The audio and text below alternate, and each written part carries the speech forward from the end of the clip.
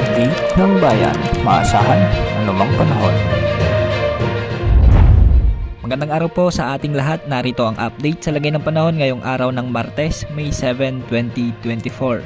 Sa ngayon ay magpapatuloy pa rin mararamdaman ang malinsahang panahon dahil sa easterlies. May mga posibleng pag-ulan din sa ilang lugar dulot ng mga localized thunderstorms. May update din tayo sa binabantayan nating potential na sama ng panahon na nasa labas ng ating Philippine Area of Responsibility. Para sa heat index forecast ngayong araw ay posibleng pumalo ang pinakamainit na heat index sa 46 degrees Celsius sa Dagupan City, Pangasinan. Papalo rin sa 45 degrees Celsius sa may Clark, Pampanga, Cuyo, Palawan at Verac, Catanduanes.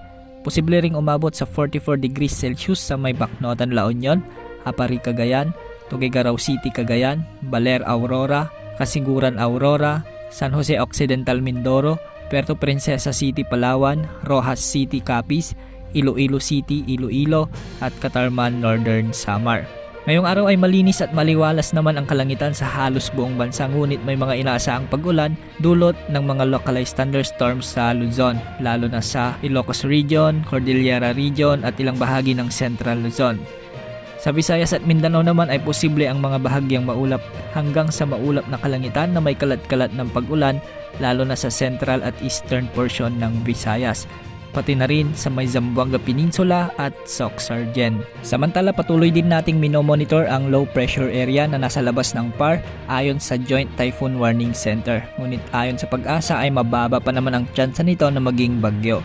Para sa ating video analysis sa potensyal na bagyong ito, ating gagamitin ang GFS model at ECMWF model.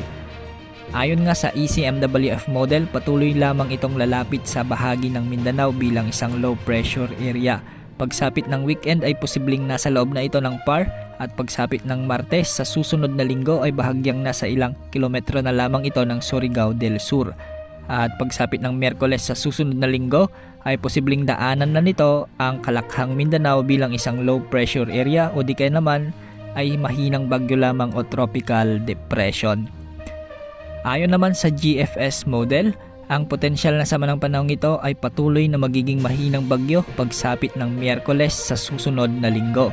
Posible rin itong lumapit pa sa Philippine Area of Responsibility pagsapit ng Huwebes o Biyernes at mataas din ang tsansa na nasa loob na ito ng PAR pagsapit ng weekend at kung mapapansin natin ay mabilis ang paglawak at paglakas nito.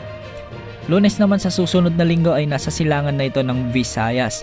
Mas malayo ng bahagya kaysa sa mga naunang forecast natin gamit ang GFS model na kung saan ay lalapit ito sa Visayas o kaya sa Bicol region.